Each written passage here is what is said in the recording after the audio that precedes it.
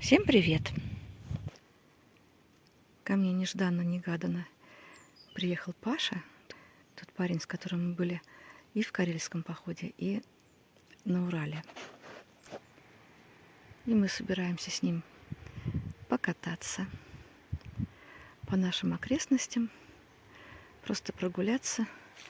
Но, похоже, Паша благополучно уснул. Помог мне повесить гамак.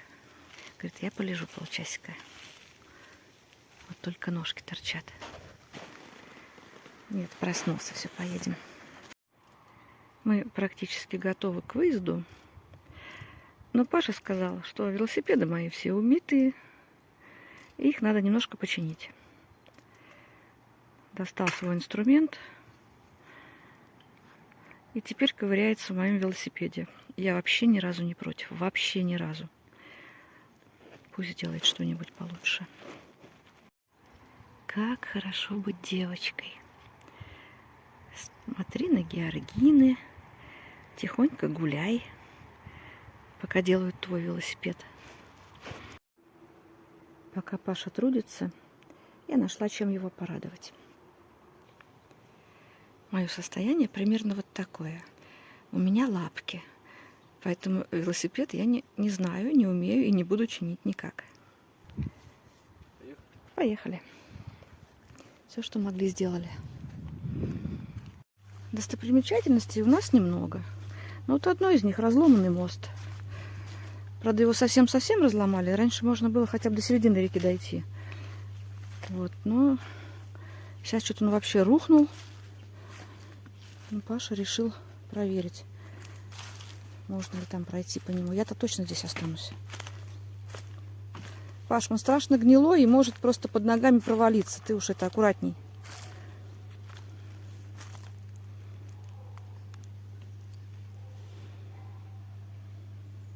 А что там с той стороны? С той стороны кусок деревни был. А теперь? Теперь тоже, только объезд там далеко. Нас 16 раз подряд постигла неудача. Велосипед не хочет ехать. Паша его уже учинился. И говорит, давай вернемся домой и пойдем на мотоцикле. Ну, хорошая идея, хотя я, если честно, боюсь ездить на мотоцикле. Ну, ладно.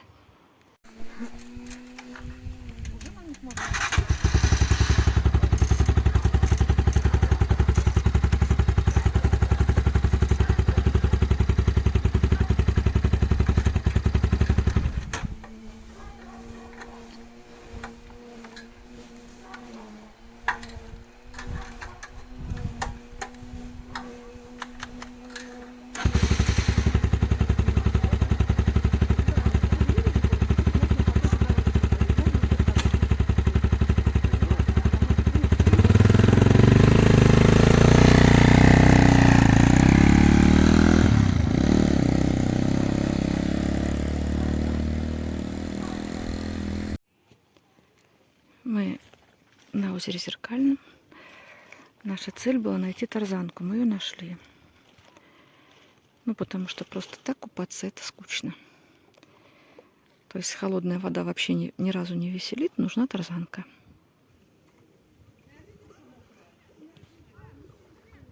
Там вообще-то мелковато. Только если бомбочкой прыгнуть. Угу.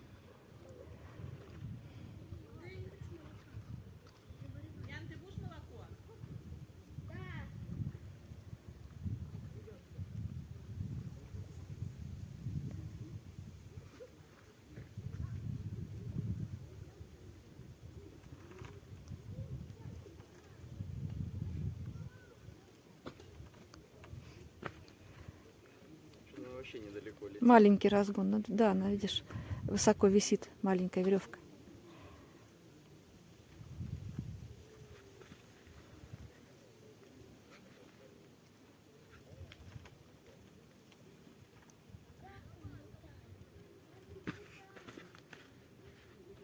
Откуда она сейчас залетела? Ну, метра 2, наверное, от воды. От края. Маловато. Маловато. Согласна. И по диагонали там скрадывается все. Наверное, была веревка длиннее, стояли вот на доске. Надо было землю били. Вот на этой.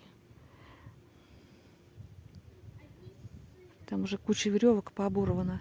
Что? Говорю, куча веревок пооборвана. Видишь, там несколько веревок было. И, видимо, она все короче становится. Вот и такая короткая. Летний сезон ее сильно укоротил.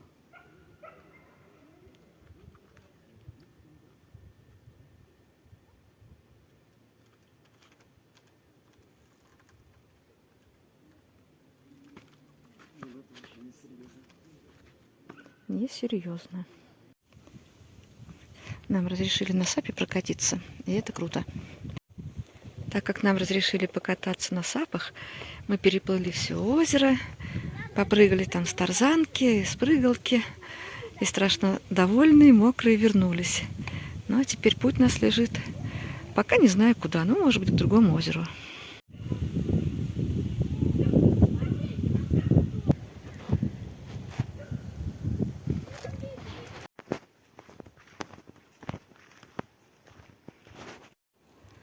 Сегодня суббота, и все козырные места, конечно, заняты.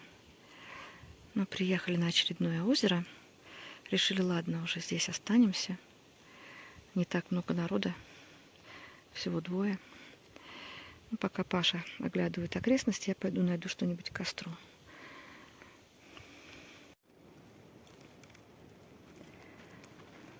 Костер горит, практически мгновенно разгорелся. Паша принес такую здоровую дубину, которая явно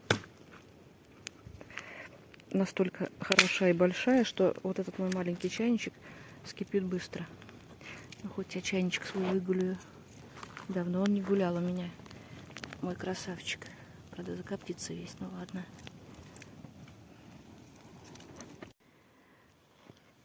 Славно посидели, съели все, что было. Решили ехать дальше. Вообще-то не все, у нас там еще пол рюкзака яблок воровано. Точно, у нас яблоки есть. Ну, не так, чтобы они ворованные. Они честно взятые из-под бесхозной яблони. Ну, ладно. Пусть будет так.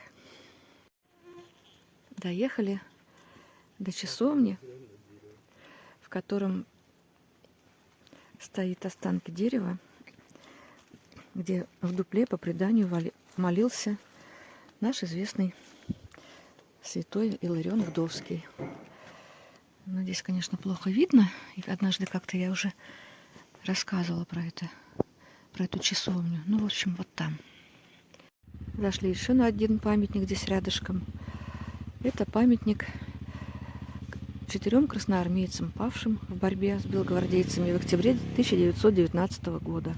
Более 100 лет назад. Ну, а теперь доедем к храму.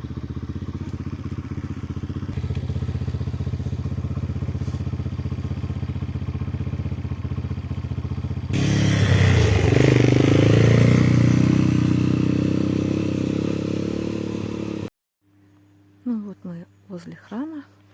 Он закрыт, к сожалению, потому что уже поздно. Конечно, мы приехали под вечер. Служба сейчас уже не идет здесь, поэтому закрыто. Ну, можно почитать, что тут написано. Церковь Покрова Божией Матери. Вот.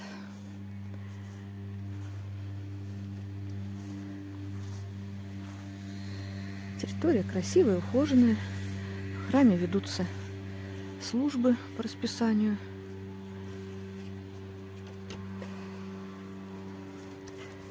Рядом протекает река. А еще здесь есть паром, потому что на ту сторону никакой переправы близко нету. То есть за много километров в одну сторону и в другую сторону есть мостики, а вот здесь именно нет. И чтобы жители деревни, которые находятся на том берегу, могли посещать храм, здесь есть паром. Вот Паша уже на пароме. Ну, скорее всего, есть какой-нибудь специальный человек, который этим заведует, чтобы переправиться.